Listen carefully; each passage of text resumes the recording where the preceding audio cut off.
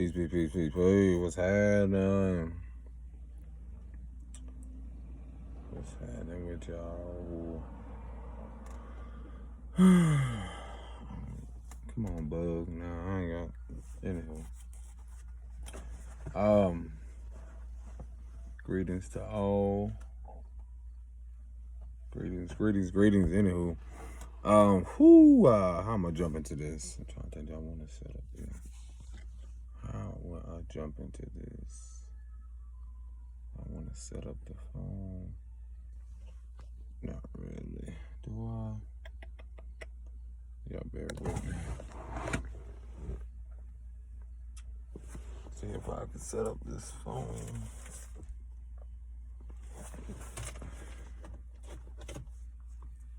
Let's see if I can set up this. Okay.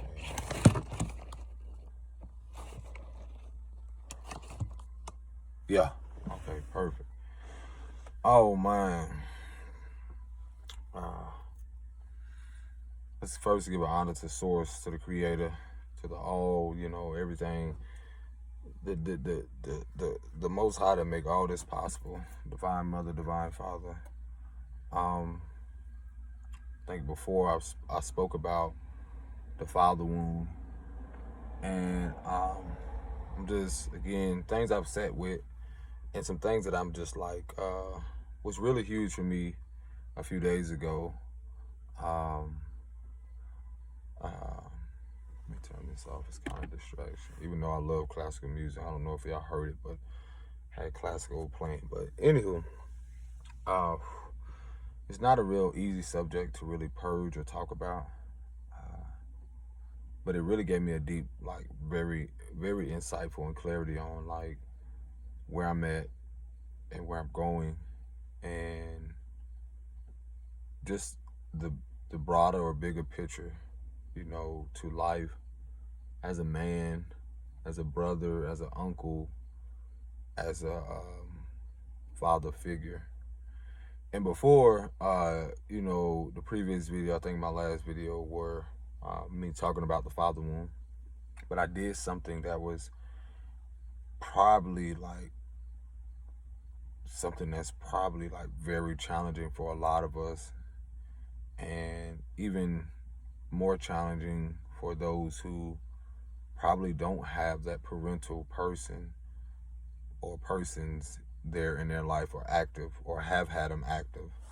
And much love to you all who are battling with that daily. If you don't have a caregiver or a parent like present physically, if they transition, much love to you, because again, me having both, I still cannot like fathom that as of now, which I know someday will happen. But just to try to wrap my mind and say, I too can,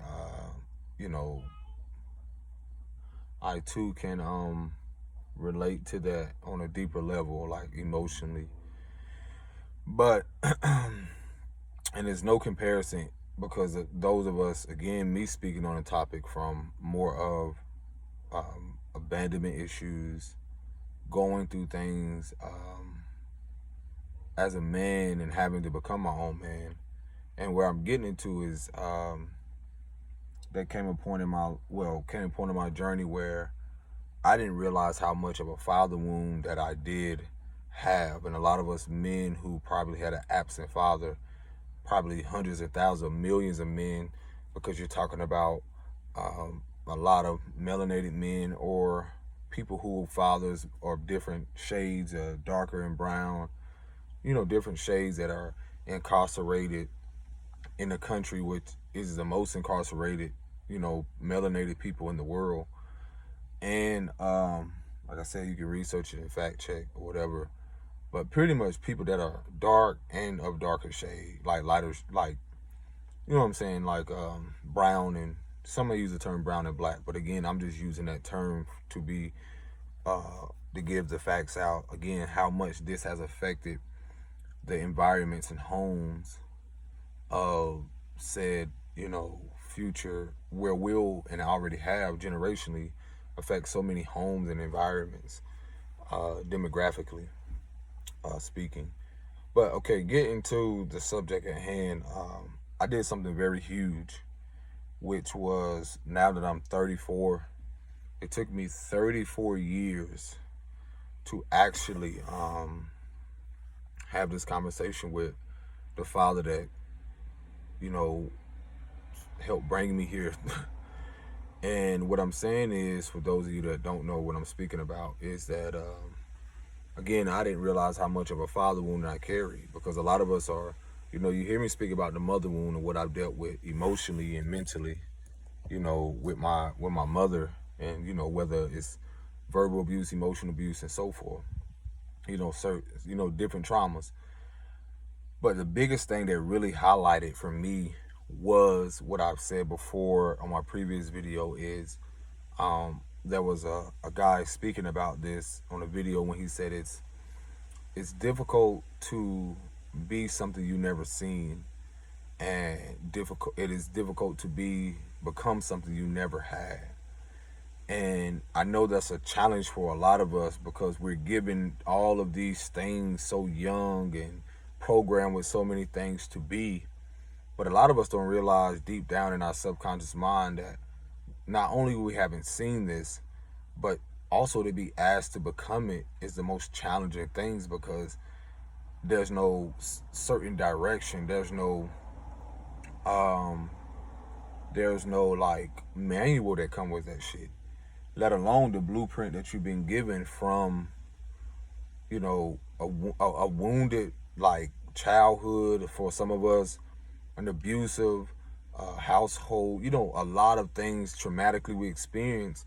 And so you're asking us to become these things, and unintentionally sometimes we don't even realize how deep the trauma and program goes, that we actually become these things. We actually become the monsters that we were around or that raised us.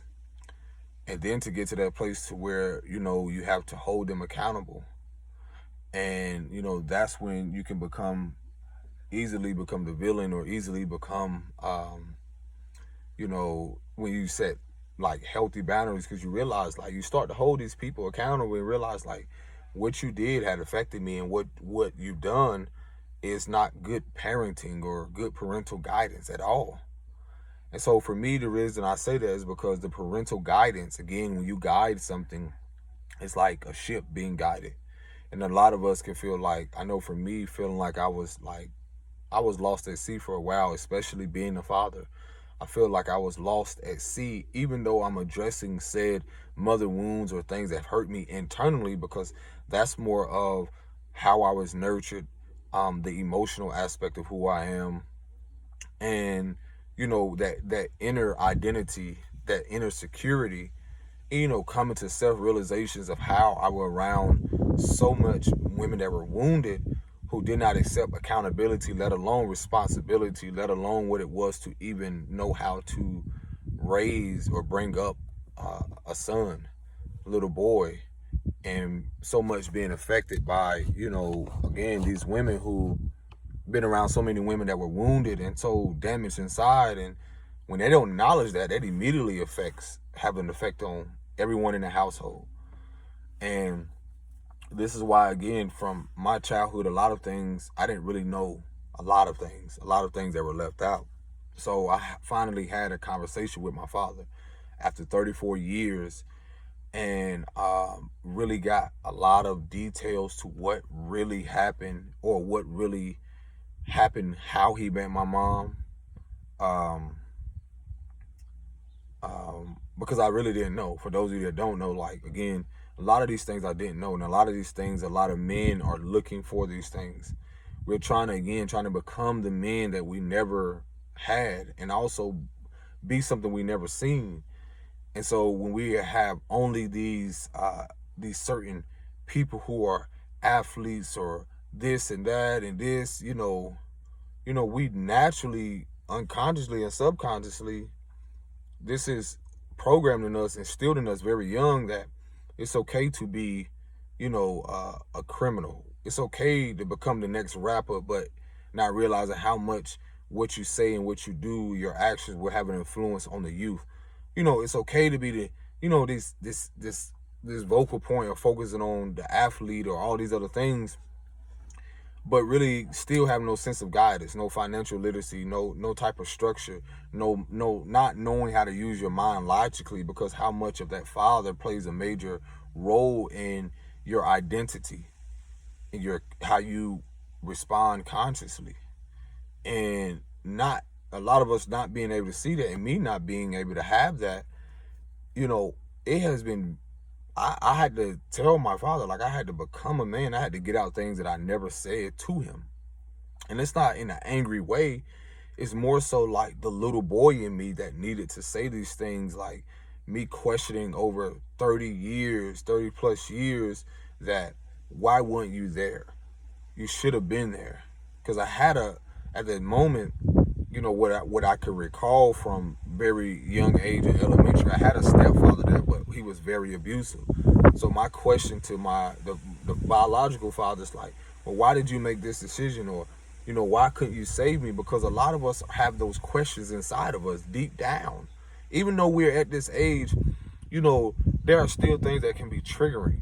There are still things that we can long for because we did not see it or have it present when we were a child.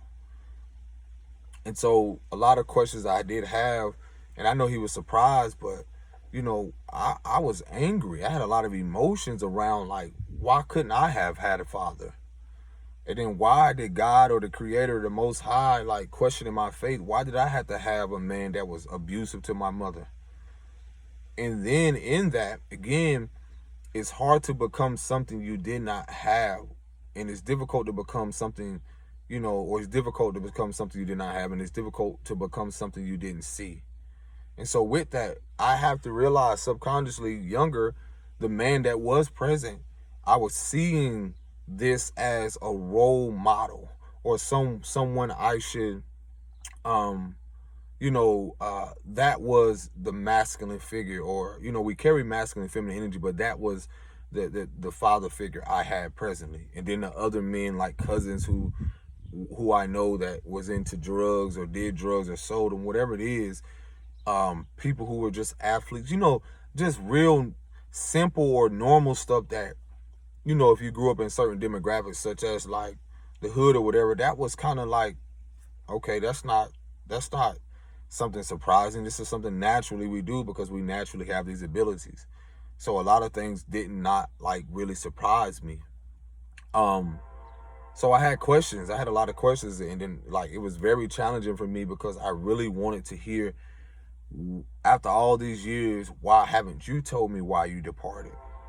And like I said, it was a while, because I didn't really connect with him until like around, I want to say between 10 and 12, the age of 10 and 12. And through that whole timeline, like I've spoken about, I was verbally, physically abused. I was touched on young by, a woman that I knew, that my mom hung around. And then I started to get a lot of details around like how he said, because my dad was from a whole nother state. So demographically, he came from a whole nother place. And he just told me how he met her, and truthfully, basically what he was saying, he didn't want to meet. To me, what I picked up on the energy is like he didn't want to have a child. And my mom had already had, I have an elder sister. So you're talking about karmically speaking, you're trying to see, like, learn, like, through all of this, he's expressing to me, like, what type of mother is this? What type of woman is this? And so he also mentioned, like, around, because I'm 34, so around this time, a lot of us had mothers and fathers, during the 80s, always up to the 90s, which is no different now, it just evolved, is that there was a lot of drug epidemic. He specifically said that when he met my mama around that time, especially with my eldest sister, this was a crack epidemic. For those of you who don't know that are younger, research it. This was something that hit the hood or certain demographics real hard. Now, it's not to say that in other places it didn't hit hard, because you got people of different shades that hit hard too as well. And people are still affected by that right now. And what I mean by that is like, it's just authentic, and it's just what it is. It's real shit. I don't have to hide nothing. It's just like, My mom still fights with it. I know people whose parents or guardians still fight with crack or whatever, dope, whatever it is. You know, I know people personally, they have got locked up over like giving people pills or things laced with fentanyl and really have gotten like charged for murder. Like people you grow up with, and then people falling victim to this. And basically what he was saying, like, during that time, how he met my mom and my elder sister there, and he just gave me the details and like where he was and how he got a place and one bedroom, and here he is. He was a new kid on the block, completely from a whole different state, so he don't really know no one there. So for a lot of people who aren't aware of stuff like that, it's like it can be very challenging for the people to process that because they're not surrounded by people that they know, they feel out of place and so forth. And he just giving me the nitty gritty, like, look, man, I tried, but again, having this man to man talk, like I told him, I was like, it ain't about father to son, but from me, I want to know from a son to a father the truth about why it is you departed and why it is you made that decision. Because we all, if you have that moment, deserve to hear the truth and accept it, no matter how uncomfortable it is, because life is still going to force you to teach you to move on. And that's the only thing I can do, because the most difficult thing for me is during those moments and questioning. I had so many questions, but it's like I still have to accept that I will never get the father that I wish I had. And that's something I grieve over like daily. And that's one thing that keeps me motivated. But at the same time, just that exchange, him telling me like, yeah, son, I had to do what I had to do. And another thing that he called a hate on hate crime, which a big thing was, which a lot of women don't realize, but a lot of probably parents, a lot of people won't tell you about, is the development of child support. The development, he called it hate on hate crime because a lot of mothers or a lot of people, both men and women, a lot of people became very very bitter and hateful towards the caregiver or the other parent because they didn't want to co-parent. They didn't want to accept that this person didn't want them no more, and they wanted to move on with their life and be happy. Because there's so many things, the underlining and things behind of, you don't really know what that person is going on mentally. You don't know if it's healthy for them to be in that connection. And you don't know what they're emotionally going through. And it's difficult, as he said, like, to be somewhere where, my mother at the time was out in the street. She loved the streets. A lot of people get caught up in their own spiritual warfare, their own inner conflict. Not to mention, I know personally now that her having father wounds, that can lead people into substance abuse or, overindulging into things and really neglecting their kids or abandoning themselves and abandoning their kids. And so it's no other way for me to look at that. And so with that, it's like there's a pattern. I'm gathering this information to learn the generational curse and pattern that I have to break. Because again, a lot of us, for me, it's like growing up around a wounded woman. Again, I developed certain patterns to believe that all women was like this, that I wouldn't even know how to recognize a woman with good substance, with a sense of security, a sense of awareness, emotional stability, things that were really more structured, in a wholesome way, in a healthy way. And, a lot of these things could allow us to push the ones that would be potentially great for us and our future away because of our own patterns. And then not to mention, it's like how much of the importance of a void I felt that was removed when I, were looking for that father, because I really couldn't connect to the man that was there presently that I could recall. Because all I could remember from a lot of that is like, you had a man telling me, the stepfather, like, I know you ain't my son, and and then you seeing the physical abuse in the home. Not to mention you see the in and out, the police, just repetitive behavior. All this shit is being programmed in our subconscious, bro. No matter who you are. And a lot of us aren't even consciously aware of our own patterns. I just become more aware.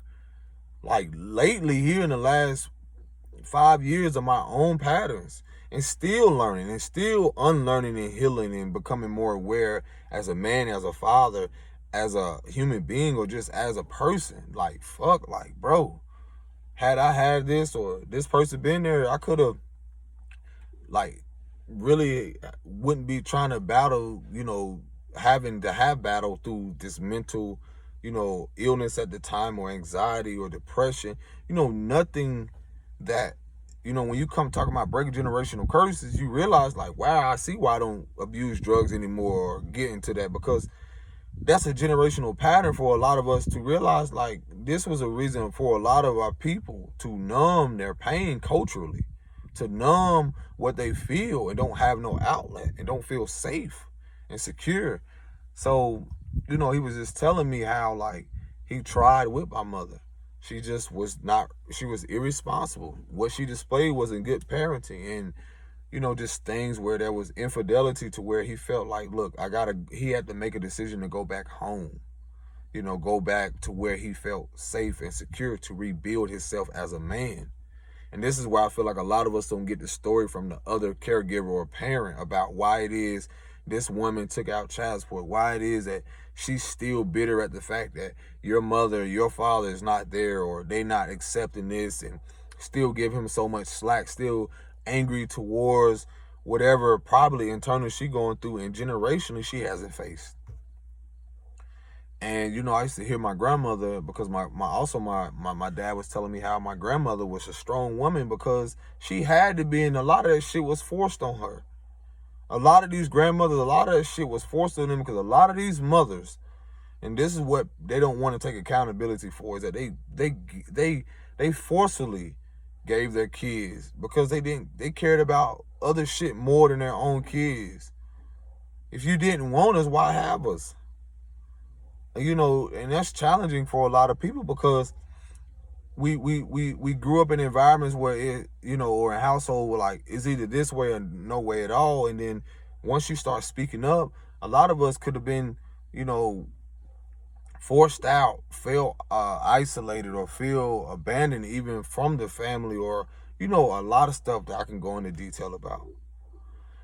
And just having that talk with him, just him expressing, like, him saying he's apologizing and forgiveness, because he wanted to do things. Because when I did reconnect with him at around before I was a teenager, I had to travel to where he was in another state. And, it was very disappointing or hurtful to me, now that I realize, now, is that he at that moment was married with a woman, and none of the kids were his.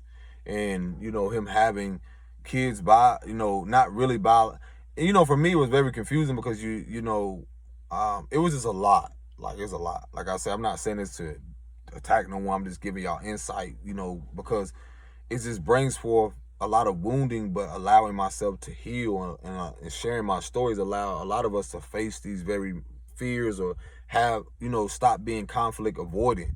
It don't mean you got to be combative, but it's like, have these conversations, these uncomfortable conversations, so you can really allow your heart space to heal, so you can have a clear mind on what it is and how it is you should approach life differently, with more awareness, with more depth on who you are and where you're going and what you love to do. And for me, it was a big thing on just the resentment aspect, not having resentment, whether having a son or we'll have a son. And it's like, I don't want to hold on to that. And then I expressed to him, like,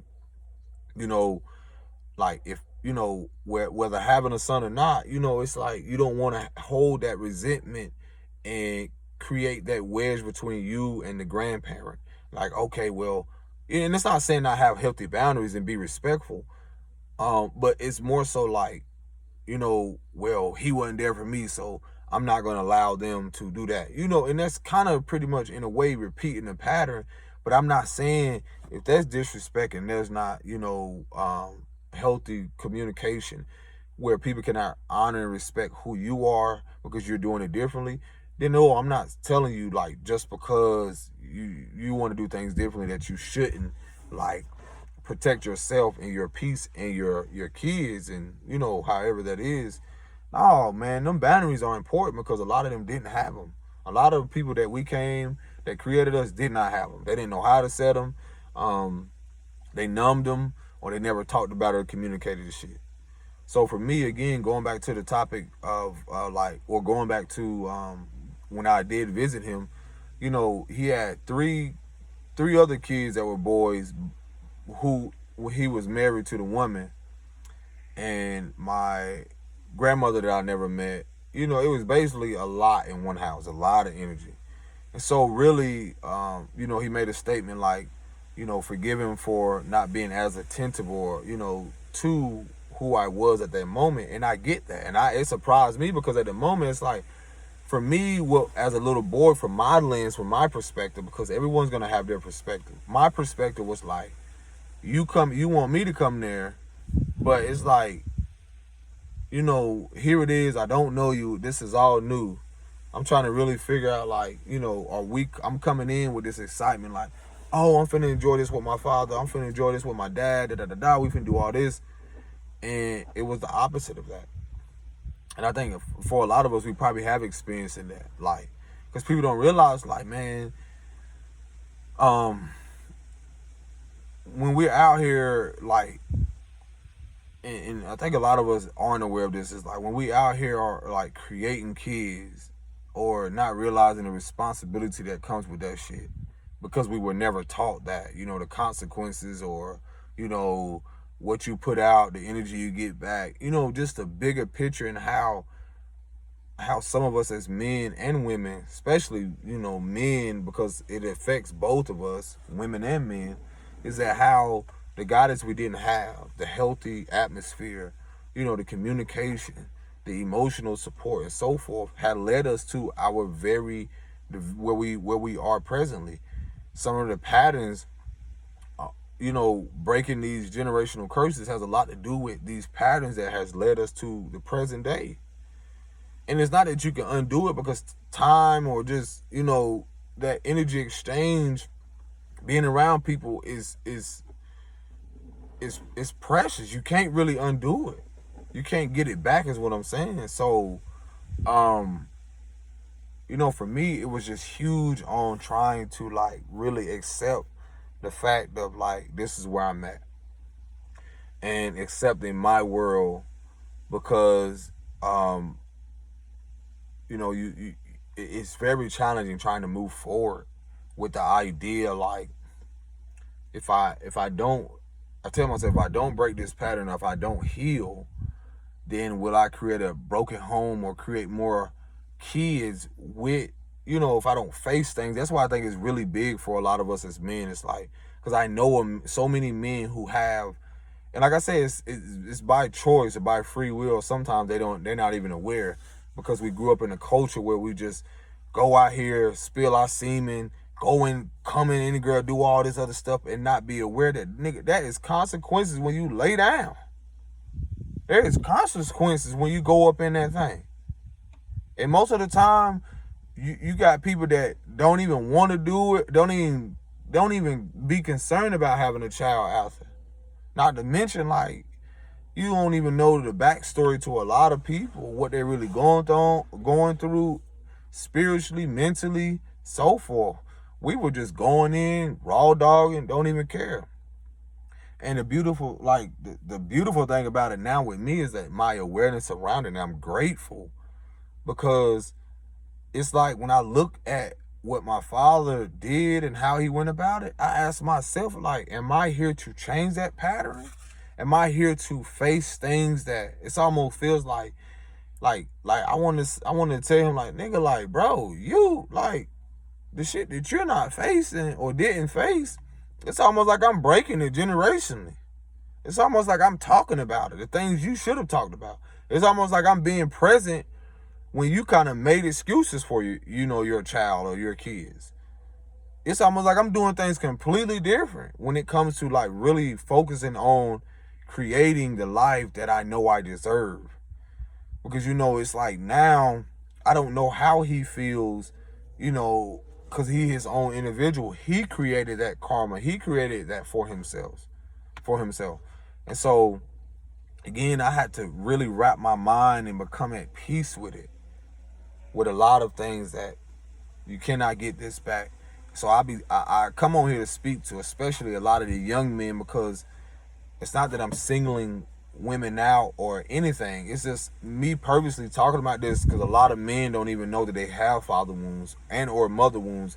But that father wound being so important, because we'll go out here and don't even realize we'll end up vicariously, if we're not aware, living out our fears and traumas vicariously, trying to push our kids, especially our sons, into trying to be so much like what we did not achieve in a way, or what we did not feel like we should have succeeded in and be successful in. And and that driving force from that has a lot to do with that father wound, and it still connects to the mother wound, but again, it's from that absence of that father, because what identity that through that identity we develop has a lot to do with what we probably did not have or what we did not see. And so that awareness around it, I'm sharing with y'all, is because you have the power, and just like me, have to break that pattern. To learn, like, just because he was not emotionally available and I did not get all those things I wish I had, I can do it differently. Is it going to be easy? Not so much, because I have to face things as a man when it comes to my, developing emotional intelligence, learning what it is to be responsible with myself, finances, learning, going back to the emotional, and the emotional intelligence. It's like learning how to be assertive and not combative with my actions, like literally be assertive in a more conscious way, assertive in a way to where it's intentional. I know, there's a lot of things when it comes to like what the father actually represents, because we have so many misconceptions on, you got everyone perspective on even what a father is. And so for me, I had to accept, like, I had to tell him, like, through all of this, I had to become my own man because he wasn't there. That would lead him into apologizing and so forth. And I know this not going to be everyone's situation, but it's on you individually to dig deep within yourself and realize that your greatest love that you're going to ever seek is not outside of you, it's inside of you. Your first and last love is self-love. Remember that. Because a lot of us didn't know that. A lot of our caregivers, bro, I'm learning more and more, they just came together.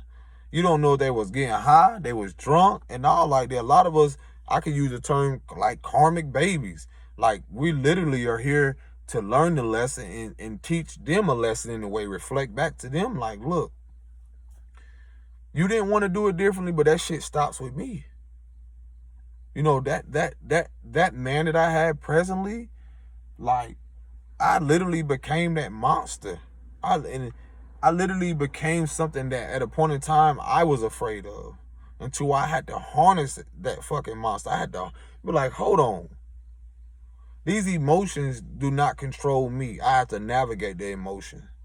And when I see a lot of these young guys and youth, they don't know how to navigate it. They don't know how to assert it. It's still day to day through traumatic experience, flight or flight, that I have to learn how to fucking breathe and not allow my emotions to get the best of me. Learn as a man to, whatever anyone says outside of me, that doesn't define me as a man. No matter what society and so forth, that doesn't define me as a man, because I cannot look for that in my father, because I never had it, my biological father. So a lot of us, it's like, I'm teaching, like letting y'all know, it's like you got to give yourself grace through these moments. I had to give myself a lot of fucking grace, y'all. Because you know how challenging it is to become something you never had. And then you like, am I making a mistake? And then certain decisions that you make, you feel so great about it. Then, things can come back around and you realize like, wow, that wasn't a sound. That wasn't a real, it's not so much that it wasn't a great decision. It's that you realize you could have approached it differently. And that's how we have to learn how to be a student of life when it comes to this. It's different now that I am a father, and I had to express to him, like, me having that exchange and that conversation allowed me to no longer feel like I have to walk out in life with a void, with a part of my heart ripped from me, because I felt like he should have been there to mend that, or not even mend it, but be there to like guide me, and how I should identify myself like as a man. Me going through questioning my sexuality, questioning my fatherhood, questioning my manhood, questioning a lot of stuff. And this is why you see a lot of men that even when it comes to their sexual preference, that they hide it so much. It ain't even so much, it is a mother wound, but it has a lot to do with the father wound. Because a lot of them get exposed to stuff so young, and they really believe as a child that they're soaking this up like this is their identity. Then this is why you see a lot of people, go through identity crisis right now. Their mental health, how much it affects their emotional health, and how much it affects their physical well-being. That's why you see a lot of young men, they're guided, they're pushed and forced to play sports. But after that, after an injury, after something, when they really did not have a father there, because the only father figures that they had was maybe that guidance counselor or that community instructor, or those men that was in the hood or somewhere, and they only get to see him, or get to see him, like for me, like similar, like only get to see him, a healthy version of a man that's structured, that had this going, only get to see him like maybe a few hours out the day after school. Then he go home, he got to deal with an abusive father, if the father is even there, or abusive mother. All these things that we don't become aware of and realize, like a lot of us are walking around wounded as shit. Wounded, bro. Like I told you, like I got stuff coming up, repressed memories, repressed emotions. And I feel like that's a big thing because of how much I had to suppress, because I did not have a father, or the father that I wish I had should have been there. Like suppressing that anger, suppressing those emotions towards the man that I felt neglected me and abandoned me at such a very young age. But then I hear his story like, man, your mom was out doing this. Your mom didn't want to stay and build and create. And then you realize like this pattern of like how important it is to choose a partner, or who you lay down with and co-create with and so forth. And then you left with what? A lot of us are left now, even if our fathers and mothers, whether they still are abandon themselves, which led to abandoning us, or still like you got some people, fathers locked away. You got some people, fathers and fathers that are, transition. And a lot of us are left with questions. A lot of us are left with questioning our identity. And a lot of us, man, I send much love to a lot of y'all, because as a father, I'm sending that healing part of your, like, from just sending you that healing, or that you may find that clarity and love in that moment, or along your journey, especially for those who, as a lot of you as mothers that become single mothers, a lot of you that are in marriages, it can be any circumstances that you did not have that father, especially women and men. You did not have, a lot of you felt like a lot of probably what you've done was out of false identity, was probably identity crisis that you were going through. You were probably feeling lonely. You were probably feeling helpless. You were probably feeling, down in the dumps, and you didn't know who to turn to. And that friend that you met up with, you laying down with him, you know, having a child, you didn't want to. Man, there's so many scenarios, man. You end up, due to your father wounds as a woman, you getting drunk, you realize like, that's not really who you was, and you go out there have a one-night stand, bada boom, bada bang, here goes a child. Then that man had no intentions on really being there. Like, I really feel for those people too. Because everybody don't talk about it. Everybody don't know the depths of what someone really went through, but we immediately judge them. We immediately come down on them and be like, well, you got to be responsible. And maybe that mother ain't even ready to be responsible because, through her wounding, through her trauma, which led her to that shit. Same thing with dudes. You see it all the time. A lot of us are led by this previous culture, this music and all this other shit. that we don't even realize, like, program us to just think, like, treat women like nothing. Like, they're not treat them like they're not sacred, they're not a part of creation. Treat them like they're less valuable than us. Like, all this bullshit that leads you to consequences of realizing to see the importance of how she is connected to something way more higher than you thinking with your penis. She's connected to something way more sacred. She has her deep connection to the more spiritual realm because she can bring forth life into this world. But a lot of us are blinded. A lot of us at the time was blinded and moving off trauma. Let's just be real. I was that man. If I could have calculated the importance of not having even just a father figure, I know so much could have been changed, but I cannot undo it. But if I would have, man, what? All I saw, again, I told you, from not having a father there, but the replacement of certain men, man, what? Like, that's all I saw. I remember specifically, like it's wild because a lot of those cousins that I had, no judgment, their way of going about life was just treating women like just either womanizing them, using them, getting them, draining them from what they had. And now I'm seeing how it all catch back up. Like, no matter what you put out, universal law, what you put out comes back.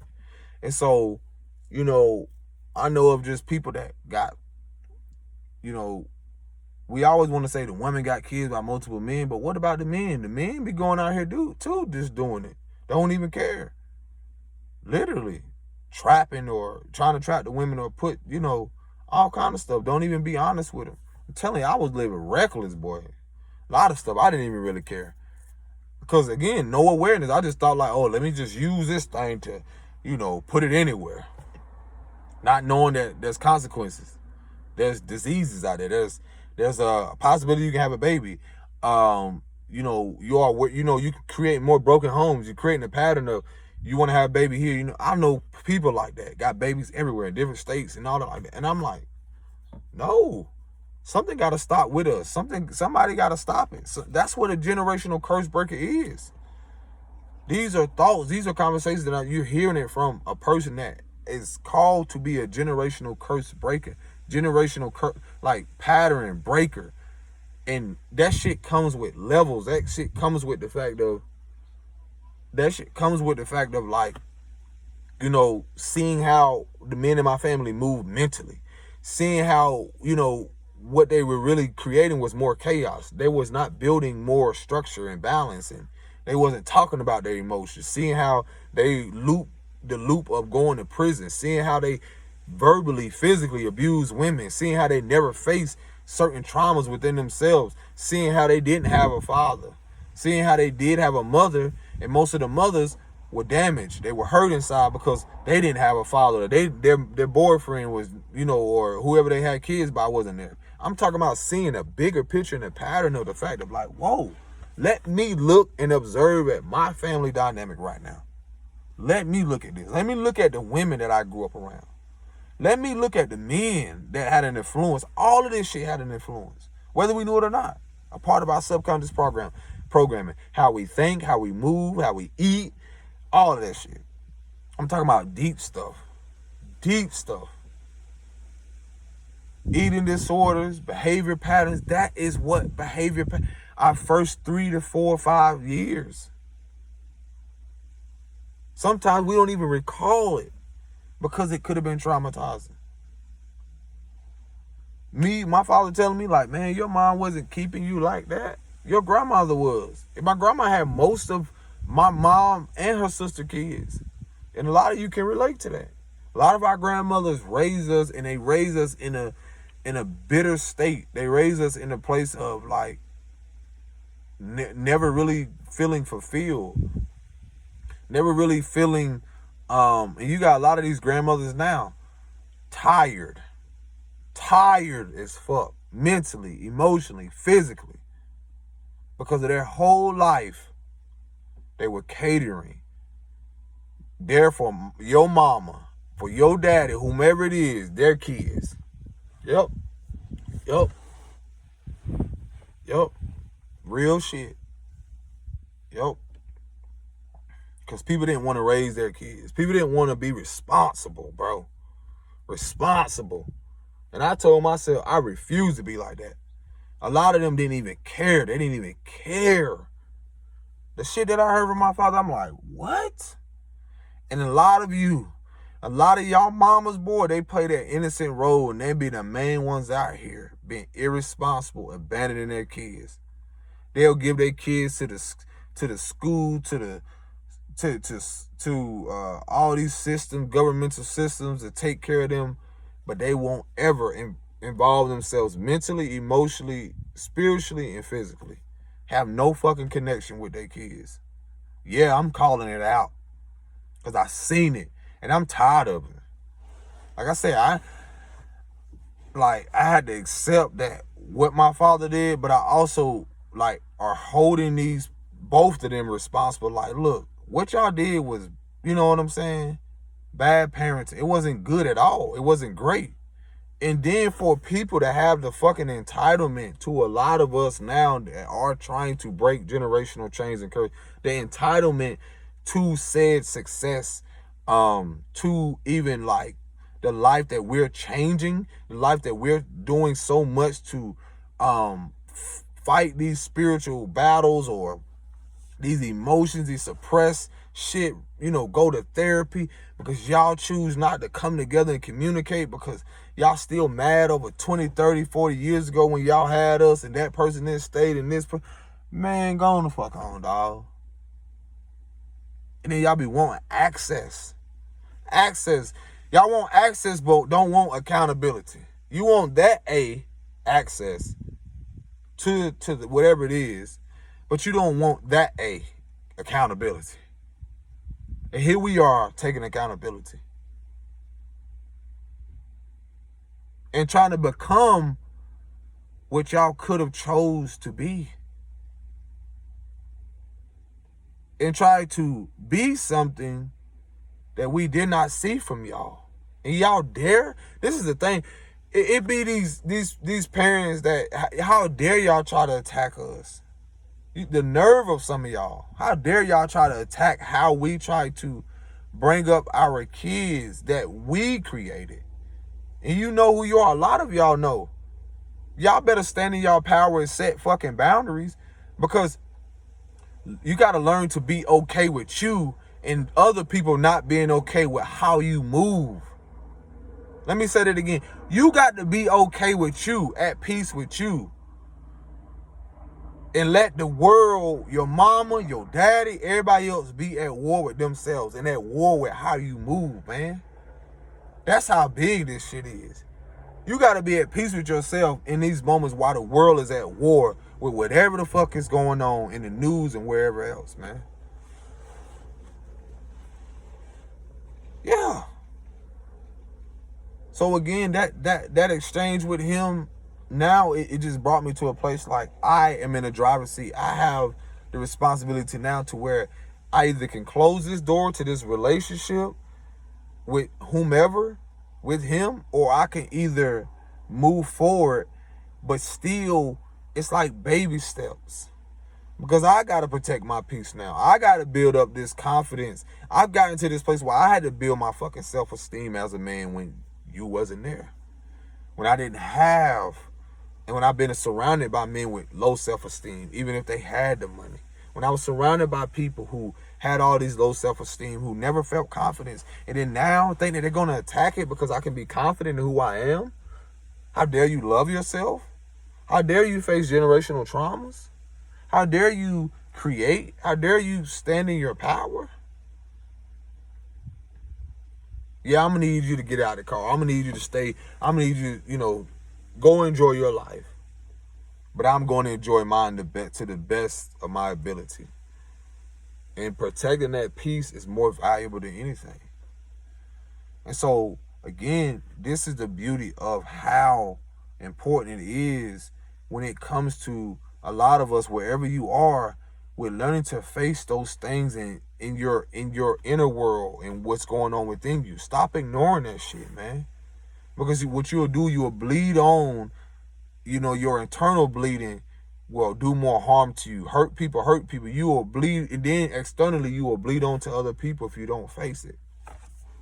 And what I mean by that is like, I feel like that conversation was so beautiful, and I needed to have it because it helped me let go of a version of myself that I didn't need to bring into my partnership, relationship with kids. Not just with my own kids, but kids in the future sense that when I'm out there, why do I want to interact with this little boy? Why? Because he acted a certain way. He reminded me so much of myself. What is it that I can't face within myself to realize, like, can I put myself there without attachment? Can I still encourage him? You see, that's what you don't see. These fake ass folks that out here that ain't holding each other accountable, that ain't holding their mama and daddy, wherever you at, that ain't holding you accountable, they don't care nothing about the you.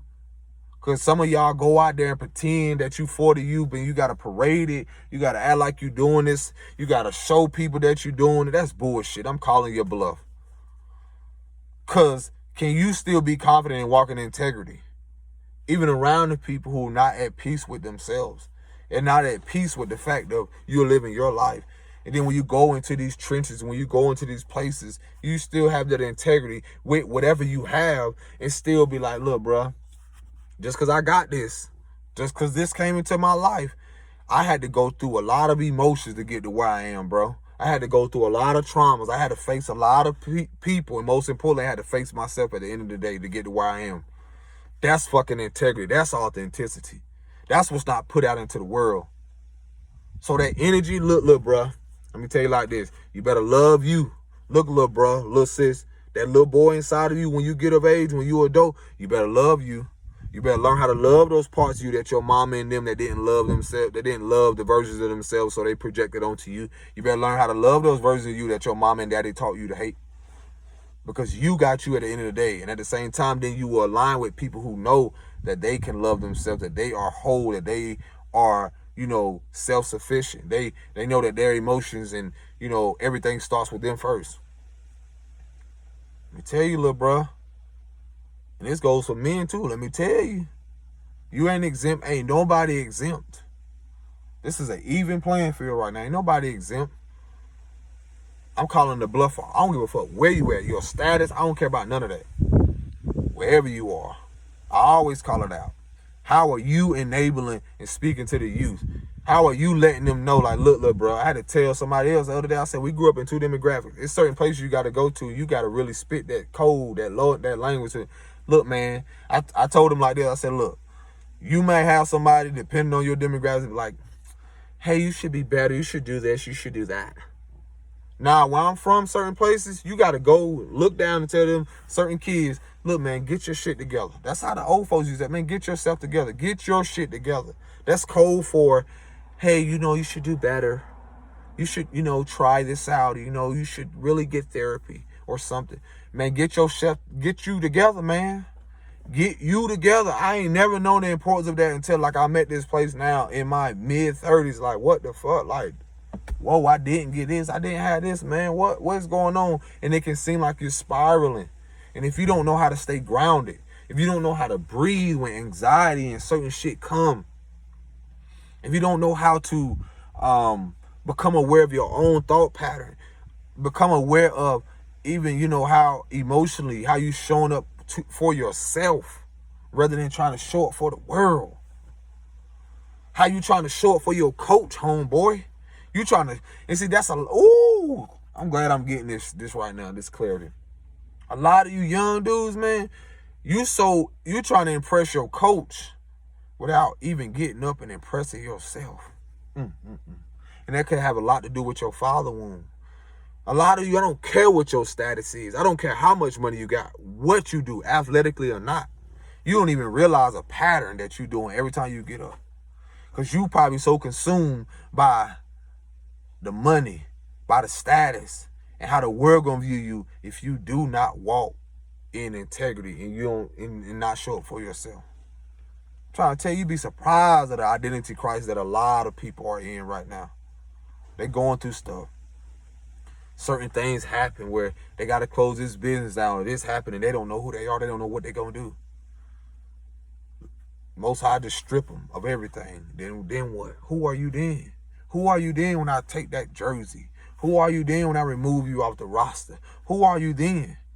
Who are you then? What do you really like to do and love to do? Who are you then? Who are you? To you first in your world. Now the world can accept you, but have you accepted your world? That's the biggest thing that I had to realize, even with talking to that, that man, that man that helped create me. I was like, bro, I'm not even mad at you. I greatly appreciate it now. I really appreciate it, because at a point in time, I wanted to stay in that version where I was like, you know what? Feeling like that nigga owe me something. Nigga, you owe me. You owe me. And I'm going to say this because I got to go. Like, there was even, most of you that don't know, like I say, I'm an artist. And I did a masterpiece for, like, I was on Facebook. And I did a masterpiece for this artist. Let's just say this artist that, rap or whatever. And I took it upon myself because I had some connections. And when I did it, it was just like a full circle moment. It was just like blew my mind, because I was creating the art, and then the artist was performing. So I was creating it, and then this artist was right there. And it was like, wow, because it was like a once in a lifetime moment. Like, what the fuck? And then I was able to even be presented in front of everybody, give it to them while, at the concert or whatever, at the club or whatever. And I remember this artist specifically saying, he looked at it. He said, you did this? He's like, yeah. I was like, yeah. He said, shook my hand. He said, keep doing your shit. And it was a full circle moment, because it was a simple fact of I didn't have to post it after that. Because what meant more to me is how the universe conspired, or how everything conspired for that moment, to let me know how my gifts and what I was naturally given made a way. And I'm not taking away from people who have this natural ability to do what they love, and they love what they do. What I'm getting at is that doing what you love, no matter how the world views you, being, doing that unapologetically. But then let's say certain things, if you're in certain places, whether athletics or not, what is it, even when that comes to a halt, what is it that you still love to do? What is it that you know deep down that the Creator has given you that no one can take from you? And that's your essence. Even being who you are, whether it's speaking, simple things. Simple things that even the world don't know about. Simple things that you have abandoned from your inner child. And so for me, it's when that moment, I individually posted it. And the reason I'm bringing this up, because it really triggered something when I did talk to my father, but I never said it to him. Is when I posted it with that artist, and a lot of people perspective oh, he made it big now. Oh, what's up? Congratulations. And the awareness around it was I didn't care about that, because a lot of people can get sucked into that attention needle, or this person coming out of nowhere, or this person who never spoke to you in years. Oh, what's up? Da da da da. Or them just assuming that you got a lot of money from it. And what they don't know is it was given as a gift. I didn't look for nothing. And I felt like that was more important, because it was just the fact that I was presented with that opportunity to even present it. But again, the gratitude in it at the same moment, when I posted it, my father was one of the ones that commented and said this. He was like, congratulations. Do that mean I could retire? Or I could retire now? Something like that.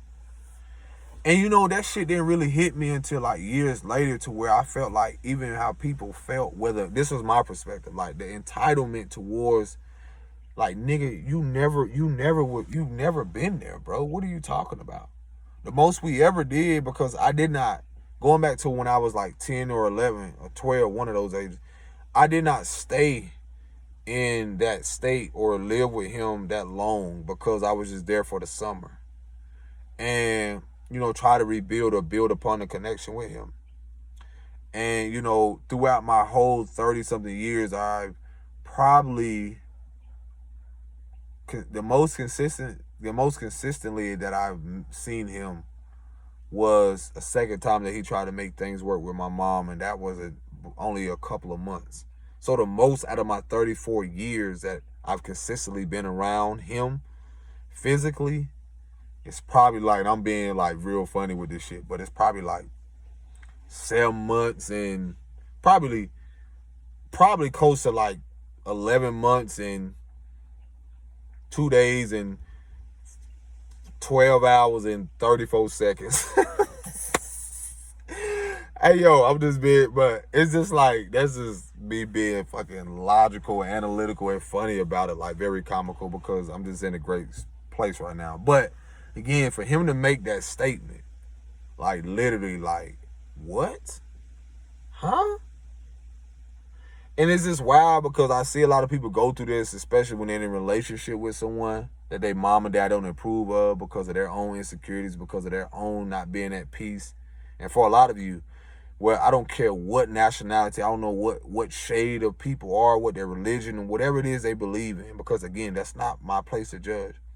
Do not let people determine how you love yourself and who you love. Let me make that very clear. Do not let people, your mama, your daddy, society, tell you who it is you should love and how they should love you. And most importantly, how you should love yourself. And knowing that that is the greatest love of all is, the love for yourself. And so again, because I feel like a lot of people battle with that and go through, because you're talking about society norms and all this race baiting and race wars and all this illusionary shit, because when it comes to the oneness of all, we all are still a part of the grand scheme of things, no matter what demographic, no matter what shade of color you are, religion or culture, it doesn't matter. Because a lot of us are here to do things differently. A lot of us are coming together to break those fucking old world narratives of just because this person is this color, just because of this person is this religion, just because they want to live a life this way. I don't give a fuck if they want to dress up like a Pokemon. That's not my place. It's just like a little kid got an imagination. And you got people, I know of people, like, what do they call it? Comic-Cons or whatever you call that. People that really go and celebrate superhero shit. Bro, it's amazing to me. Like, to keep your imagination alive, who am I to judge? I don't have that place. Unless the Most High is giving me a place to judge someone righteously, where I feel like that's just naturally balanced out. But I'm not given that authority to be like, hey, my first responsibility is to me first, and then to the kids that I will create and so forth. And whatever it is within my own world and realm. But don't let no one tell you how to love yourself, why not to set boundaries and so forth. Those things are implemented for a reason, to protect your peace. And if you and that person can come together and you love each other and you loving on yourself and you choosing to grow and heal, expand on that. Let the world, let your mom and daddy, let them be at war with themselves because they don't accept your world. That's okay. Fuck them. It's just what it is. Because if it was the other way around, look at what they did. When they did not respect who you were as a child and did not grant you and give you the love that you deserve, it was basically like, fuck you, your emotions, how you feel, whatever else. And now that the tables have turned, it's cool when they do it. It's a problem when I do it. Fuck them. It is what it is.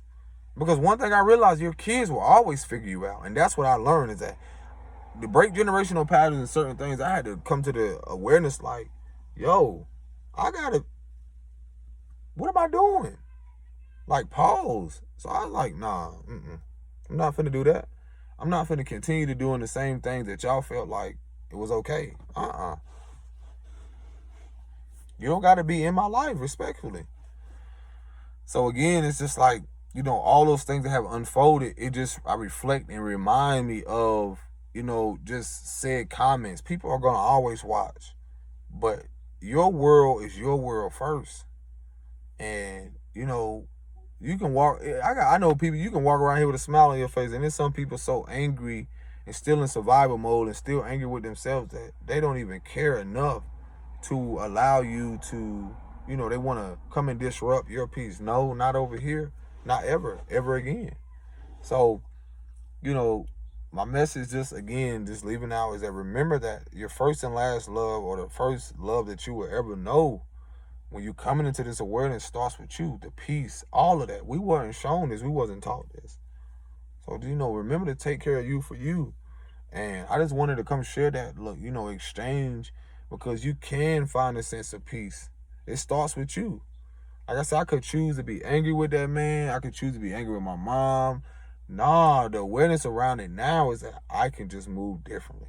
I can protect my peace. I can stand my ground. I can have healthy boundaries now. And whoever don't accept and receive that, that's fine. My own individual self is my individualism, like this, that's the beauty of this newness of life now, is that have you accepted your individuality and let that be the uniqueness of the unique spark that you are in this world. So y'all take care of yourself. Peace and blessings. Shalom.